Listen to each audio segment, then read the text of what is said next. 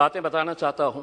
Morocco बहुत छोटा सा देश है, लेकिन जब ब्राजील को हराया तो शायद ब्राजील ने कभी सपने में भी नहीं सोचा होगा कि मोरक्को से हम हार जाएंगे। मेसी की अर्जेंटीना को जब सऊदी अरब ने हराया तो अर्जेंटीना ने कभी सोचा भी नहीं होगा कि सऊदी अरेबिया हमें इस तरह से हरा सकता है करके।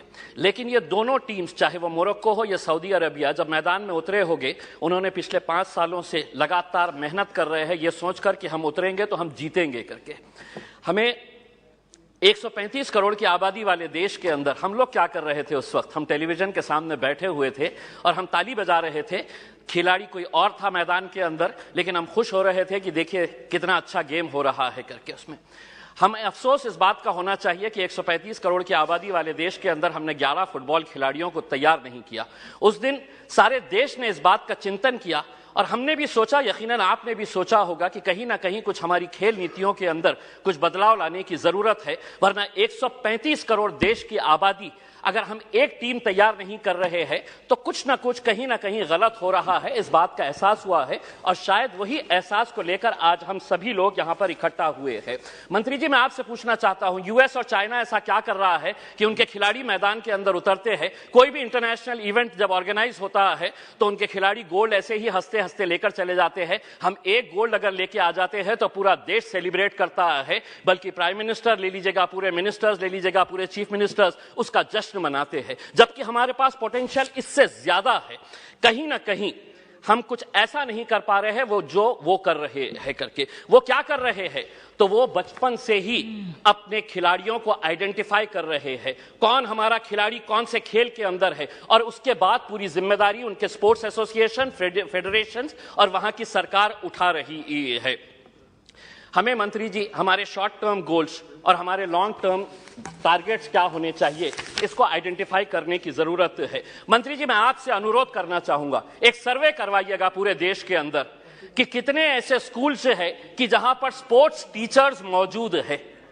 पूरे देश के अंदर, चाहे वो प्राइवेट स्कूल्स हो या गवर्नमेंट स्कूल्स है, स्पोर्ट्स टीचर्स कितने स्कूल्स के अंदर है। एक सर्वे करवाइएगा कि कितने स्कूल्स के अंदर प्लेग्राउंड्स मौजूद है। एक सर्वे करवाइएगा कि अगर ग्राउंड मौजूद है तो स्कूल के अंदर क्या एक फुटबॉल है, एक क्रिकेट का किट है, एक रेसलिंग का मैट है, क्या वहां पर बास्केटबॉल के लिए कोई सुविधा है। एक सर्वे करवा लीजिएगा पूरे देश के प्राइवेट, और तब आपको पता चलेगा कि हम लोग अगर खेलों के अंदर पीछे है तो इसकी वजह क्या है।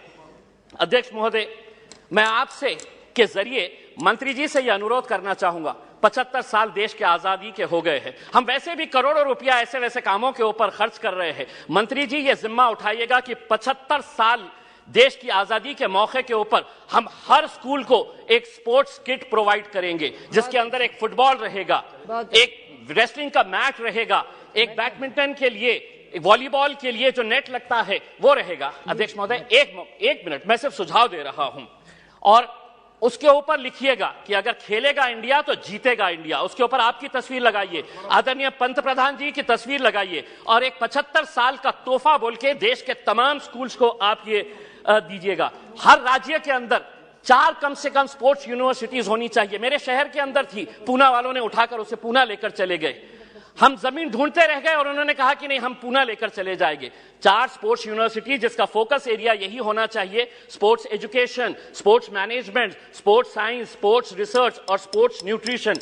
मैं मंत्री जी आपको बताना चाहता हूं, औरंगाबाद के अंदर एक स्पोर्ट्स अथॉरिटी ऑफ इंडिया का साई का एक्सीलेंसी सेंटर है। आज तक करोड़ों रुपया आपने खर्च किए हैं उसके ऊपर, लेकिन कोई भी एक इंटरनेशनल लेवल का वहां पे इवेंट ऑर्गेनाइज नहीं किया गया है। आप खेलो इंडिया के जरिए आप अंडर 17 के टैलेंट को आप आइडेंटिफाई करते हैं, हम उसका स्वागत करते हैं। उसी तर्ज के ऊपर अगर स्कूल गेम्स फेडरेशन, अध्यक्ष सिर्फ 1 minute, school games federation of India को यह जिम्मेदारी देते हैं कि आप अंडर 14 के जितने भी टैलेंट है उसको आइडेंटिफाई करिएगा।